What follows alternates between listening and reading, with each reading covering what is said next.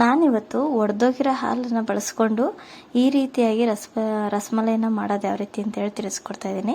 ಅಂದರೆ ತುಂಬ ಸುಲಭವಾಗಿ ಮಾಡ್ಬೋದು. ಈ ರೀತಿ ರಸಮಲೈ ಅಂದರೆ ರಸಭರಿತವಾಗಿ ರಸಮಲೈ ಈ ರೀತಿ ಮಾಡ್ಕೊಳ್ಬೋದು ಅಂತಂದರೆ ನೀವು ಒಡೆದೋಗಿರೋ ಹಾಲಿಂದ ಈ ರೀತಿ ಮಾಡ್ಬೋದು ಅಂದರೆ ನೀವು ನಂಬಲೇಬೇಕು. ಯಾಕಂದರೆ ನಾನು ಮಾಡಿದ್ದೀನಿ ನೋಡಿ, ತುಂಬ ರುಚಿಯಾಗಿರುತ್ತೆ, ಮಾತ್ರ ಟೇಸ್ಟ್ ಅಂತ ಅಷ್ಟೇ ಚೆನ್ನಾಗಿರುತ್ತೆ. ನೀವು ಒಂದ್ಸಲ ಟ್ರೈ ಮಾಡಿ ನೋಡಿ. ಒಡೆದೋಗಿತ್ತು, ನಾನು ಅರ್ಧ ಲೀಟ್ರು ಮನೆಯಲ್ಲಿ ಮಕ್ಕಳಿಗೆ ಮಾಮೂಲಿ ಹಾಲು ಸ್ಕೂಲ್ಗೆ ಹೋಗೋದಕ್ಕೆ ಹಾಲು ಕೊಡೋಣ ಅಂತೇಳಿ ಹಾಲು ಕಾಯಿಸಿದ್ದೆ. ಈ ಬೇಸಿಗೆಗಂತೂ ಹಾಲು ಒಡೆದೋದ್ರಂತೂ ನೀವು ಟೆನ್ಷನ್ನೇ ಮಾಡ್ಕೊಳ್ಬೇಡಿ, ಈ ರೀತಿ ಮಾಡಿಕೊಡಿ ಮಕ್ಳಿಗಂತೂ. ಅವರು ಕೂಡ ಇಷ್ಟಪಟ್ಟು ತಿಂತಾರೆ. ನಿಮಗೂ ಕೂಡ ಹಾಲು ಒಡೆದೋಯ್ತು ಅಂತ ಹೇಳಿ ಬೇಜಾರೇ ಇರಲ್ಲ. ನೋಡಿ, 1 ಲೀಟ್ರ್ ಹಾಲು ಒಡೆದೋಯ್ತು. ಆ ಒಡೆದೋಗಿರೋ ಹಾಲನ್ನ ತೊಗೊಂಡು ನಾನೆಲ್ಲ ಒಂದು ಬಟ್ಟೆ ತೊಗೊಳ್ತೀನಿ. ಒಂದು ಕರ್ಚೀಫು ತೊಗೊಳ್ಬೋದು, ಇಲ್ಲಾಂದರೆ ಕಾಟನ್ ಬಟ್ಟೆ ಬರುತ್ತಲ್ಲ, ತೂತ ಜಾಸ್ತಿ ಸ್ವಲ್ಪ ತೆಳುವಾಗಿರೋದನ್ನ ತೊಗೊಂಡು ನೀವು ಕೂಡ ಸೋರಾಕಬೇಕು. ಎರಡನ್ನೂ ಕೂಡ ನಾನು ಸೋರಾಕೊಳ್ತಾ ಇದ್ದೀನಿ. ಫಸ್ಟ್ ನಾನು ಯಾವುದೇ ರೀತಿಯ ನಿಂಬೆಹಣ್ಣು ಆ ರೀತಿಯೆಲ್ಲ ಏನೂ ಹಾಕಿಲ್ಲ. ಅದೇ ಒಡೆದೋಗಿರೋದ್ರಿಂದ ಸ್ವಲ್ಪ ಇನ್ನೊಂದ್ಸಲ ನೀರು ಹಾಕ್ಬಿಟ್ಟು ಒಂದ್ಸಲ ತೊಳೆದ್ಬಿಟ್ಟು ಒಡೆದೋಗಿರೋ ಹಾಲಿಂದು ಸ್ಮೆಲ್ಲೆಲ್ಲ ಇರಬಾರ್ದು ಅಂತ ಹೇಳಿ ಈ ರೀತಿಯಾಗಿ ಮಾಡಿಕೊಂಡು, ಹೀಗೆ ನೋಡಿ ಟೈಟಾಗಿ ಫುಲ್ಲು ಬಿಗಿಯಾಗಿ ಈ ರೀತಿಯೆಲ್ಲ ಪ್ರೆಸ್ ಮಾಡಿಕೊಂಡು ಒಂದು ಮುಕ್ಕಾಲು ಗಂಟೆ 1 ಅವರ್ ನಾವು ಹಂಗೆ ಸುತ್ತಿ ಬಿಗಿಯಾಗಿ ಇಟ್ಬಿಡಬೇಕು. ಅದಾದಮೇಲೆ ನಾವು ಹಾಕ್ಕೊಂಡು ಮತ್ತೆ ಎಲ್ಲ ಬಿಡಿಯಾಗಿ ಮಾಡಿಕೊಂಡು ನಾವು ನಾದ್ಕೋಬೇಕು. ಹಿಂದೆ ಹಿಂಬದಿ ಕೈ ಇರುತ್ತಲ್ವಾ, ಆ ಕೈಯಿಂದ ನೀಟಾಗಿ ನಾದ್ಕೊಳ್ತೀನಿ ನಾನು. ನೋಡಿ, ನೀವು ಕೂಡ ಈ ರೀತಿಯಾಗಿ ನಾದೋದೇ ಮೇಯ್ನ್ ಇಂಪಾರ್ಟೆಂಟ್ ಅಂತ ಹೇಳ್ತಾ ಇದ್ದೀನಿ. ಯಾಕಂದರೆ ನಾದಲಿಲ್ಲ ಅಂದರೆ ನಿಮಗೆ ರಸಮಲೈ ಎಲ್ಲ ಫುಲ್ಲು ಅದೇ ಒಡೆದೋಗೋದು, ಕದ್ರೋಗೋದು ಆ ಥರ ಎಲ್ಲ ಆಗೋಗುತ್ತೆ. ಈ ರೀತಿಯಾಗಿ ನೀವು ನಿಧಾನವಾಗಿ ಚೆನ್ನಾಗಿ ನಾದ್ಕೋಬೇಕು. ನಾದೋದೇ ಮೇಯ್ನ್ ಇಂಪಾರ್ಟೆಂಟು. ನೋಡಿ, ಇದಕ್ಕೆ ಇವಾಗ ಫಸ್ಟ್ ಪಾಕೋಕ್ಕೆ ಅಂತ ಸಕ್ಕರೆ ತೊಗೊಳ್ತಾ ಇದ್ದೀನಿ, ಒಂದು 3/4 ಬೌಲು. ಆ 3/4 ಬೌಲ್ ಸಕ್ಕರೆ ಎಷ್ಟು ತೊಗೊಂಡಿರ್ತೀವೋ ಅದೇ 3 ಬೌಲಷ್ಟು, ಅದೇ ಬೌಲಲ್ಲಿ ಒಂದು 3 ಬೌಲಷ್ಟು ಮುಕ್ಕಾಲು ನಾನು 3 ಬೌಲ್ ನೀರನ್ನು ಹಾಕ್ಕೊಂಡ್ಬಿಡ್ತೀನಿ. ಚೆನ್ನಾಗಿ ಪಾಕ ಬರಬಾರ್ದು, ಕುದಿಬೇಕು ಅಷ್ಟೇ, ಸಕ್ಕರೆ ಕರಗಬೇಕು ಅಷ್ಟೇ. ಅಷ್ಟು ಕರಗಿದ್ರೆ ಅಷ್ಟೇ ಸಾಕು. ತುಂಬ ಸುಲಭ ಮಾತ್ರ. ನೀವು ಮನೆಯಲ್ಲಿರೋ ಇಂಗ್ರೀಡಿಯೆಂಟ್ಸ್ನೇ ಬಳಸ್ಕೊಂಡು ಮಾಡಿ. ಕೇವಲ ಹಾಲೊಂದು ಒಡೆದೋಗಿದ್ರೆ ಅಷ್ಟೇ ಸಾಕು. ಮನೆಯಲ್ಲಿ ಒಡೆದೋಗಿರೋ ಹಾಲಿದ್ರೆ ಅಷ್ಟೇ ಸಾಕು. ನಾನು ಅಷ್ಟರಲ್ಲೇ ಮಾಡಿದ್ದೀನಿ. ಯಾವುದೇ ರೀತಿ ಗೋಡಂಬಿ, ಬಾದಾಮಿ, ಪಿಸ್ತಾ ಅದೆಲ್ಲ ಟೋಟಲ್ಲು, ಕೇಸರಿ ಅದೆಲ್ಲ ಏನು ಬೇಡ. ನೀವು ತುಂಬ ಸುಲಭವಾಗಿ ನೀವೇ ಮನೆಯಲ್ಲಿ ಇಷ್ಟೇ ಸಾಕು. ಹಾಲು ಒಡೆದೋಗಿರೋ ಹಾಲು ಜೊತೆಗೆ ಸಕ್ಕರೆ ಇಷ್ಟೇ ಸಾಕು, ಇನ್ನೇನು ಬೇಡ.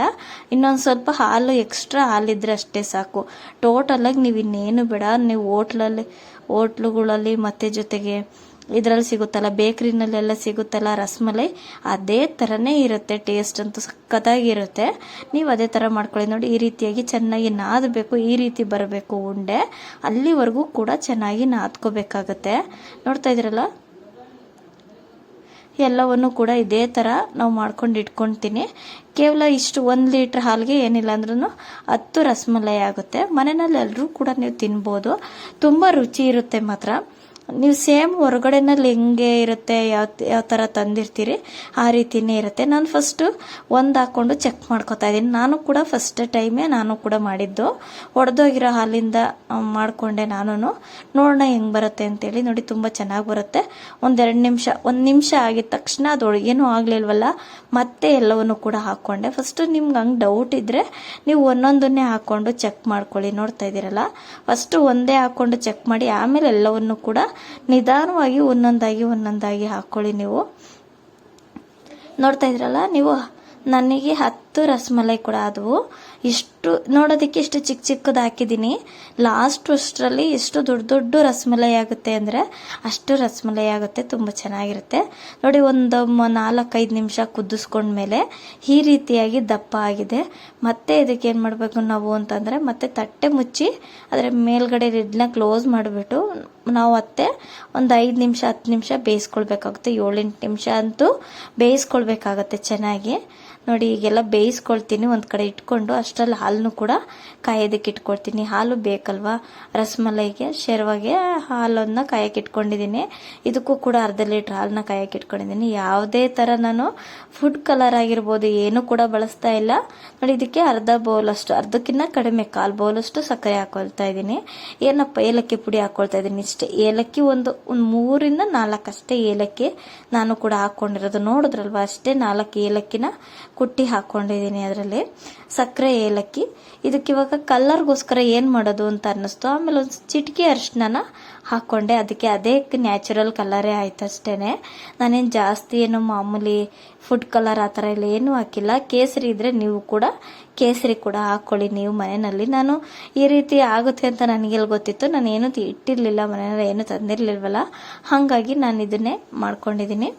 ಹಂಗೆ ನನ್ನ ಚಾನಲ್ ರತ್ನ ಚಾನಲ್ನ ಯಾರೆಲ್ಲ ನೋಡ್ತಾ ಇದ್ದೀರಾ ಹಂಗೆ ಸಬ್ಸ್ಕ್ರೈಬ್ ಮಾಡಿಲ್ಲ ಅಂದರೆ ಈಗಲೇ ತಪ್ಪದೆ ಸಬ್ಸ್ಕ್ರೈಬ್ ಮಾಡ್ಕೊಳ್ಳಿ. ಇವಾಗ ನೋಡಿ ನಾನು ಒಂದೊಂದನ್ನು ನೋಡಿ ಒಂದು ಪ್ರೆಸ್ ಮಾಡಿ ತೋರಿಸ್ತೀನಿ. ಎಷ್ಟು ಶೇರ್ವಾಗಿ ಒಳಗಡೆ ಕುಡ್ಕೊಂಡಿದೆ ನೋಡಿ. ಈ ರೀತಿಯಾಗಿ ಇರಬೇಕು ರಸಮಲೈ ಮಾತ್ರ. ಫುಲ್ಲು ಈ ರೀತಿ ಸ್ಪಾಂಜಿಯಾಗಿ ಮತ್ತು ಸಾಫ್ಟಾಗಿ ಒಂಥರ ಸ್ಮೂತಾಗಿ ಸಖತ್ತಾಗಿ ಬರುತ್ತೆ.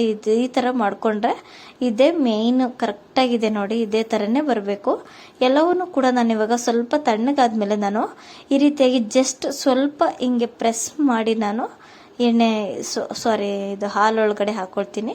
ನೋಡ್ತಾ ಇದ್ದೀರಲ್ಲ, ಹೀಗೆ ಕುದ್ದಿತ್ತಲ್ವ ಹಾಲು, ಆ ಬಿಸಿ ಹಾಲಲ್ಲೇ ನಾನು ಇದನ್ನೆಲ್ಲ ಹಾಕ್ಕೊಳ್ತಾ ಇದ್ದೀನಿ. ಎಲ್ಲವನ್ನು ಕೂಡ ಇದೇ ರೀತಿಯಾಗಿ ಪ್ರೆಸ್ ಮಾಡಿ ಹಾಕ್ಕೊಳ್ತೀನಿ. ಲಾಸ್ಟ್ನೇದಿದು ನೋಡಿ, ಇಷ್ಟು 10 ಕೂಡ ಹಾಕ್ಕೊಂಡಿದ್ದೀನಿ. ಹಾಕಿದ್ದಾದ್ಮೇಲೆ ನಾವು ಸ್ವಲ್ಪ ಒಂದು 5 ನಿಮಿಷ ಹಾಲಲ್ಲಿ ಕುದಿಸ್ಕೋಬೇಕು. ಯಾಕಂದರೆ ಹಾಲು ಎಲ್ಲ ಒಳಗಡೆ ಹೋಗ್ಬೇಕಲ್ವಾ. ಹಾಗಾಗಿ ಈ ರೀತಿಯಾಗಿ ಎಲ್ಲವನ್ನು ಹಾಕ್ಕೊಂಡು ಮುಳುಗುವಷ್ಟು ಹಾಲು ಕರೆಕ್ಟಾಗಿ ಆಗಿದೆ. ಇಷ್ಟು ಗಟ್ಟಿ ಹಾಲೇ ಹಾಕ್ಕೊಂಡಿದ್ದೀನಿ. ನೋಡಿಕೊಂಡು ಈ ರೀತಿಯಾಗಿ ಹಾಕ್ಕೊಂಡು ಕುದಿಸ್ಬೇಕು. ಚೆನ್ನಾಗಿ ಕುದ್ದಿದ್ದಾದ್ಮೇಲೆ ತೋರಿಸ್ತಾ ಇದ್ದೀನಿ ನೋಡಿ. ರಸಮಲೈ ಅಂತ ಸಖತ್ತಾಗಿ ಬಂದಿದೆ, ಸೂಪರಾಗಿ ಆಯಿತು. ಟೇಸ್ಟ್ ಅಂತೂ ಅಷ್ಟೇ ಚೆನ್ನಾಗಿತ್ತು. ನಮ್ಮನೆಯಲ್ಲಂತೂ ಮಕ್ಕಳಂತೂ ಇಷ್ಟಪಟ್ಟನು ಕೂಡ ತಿಂದರು. ನಮಗೂ ಕೂಡ ಹಾಲು ಒಡೆದೋಗಿತ್ತಲ್ಲ ಅನ್ನೋ ಒಂದು ಬೇಜಾರು ಕೂಡ ಹೋಯ್ತು. ಯಾಕಂದರೆ ಈ ಥರ ಒಳ್ಳೆ ಒಂದು ರೆಸಿಪಿನ ಮಾಡಿಕೊಟ್ಟಿದ್ದೀನಲ್ವಾ, ಹಂಗಾಗಿ ನನಗಂತೂ ಬೇಜಾರೇ ಇಲ್ಲ.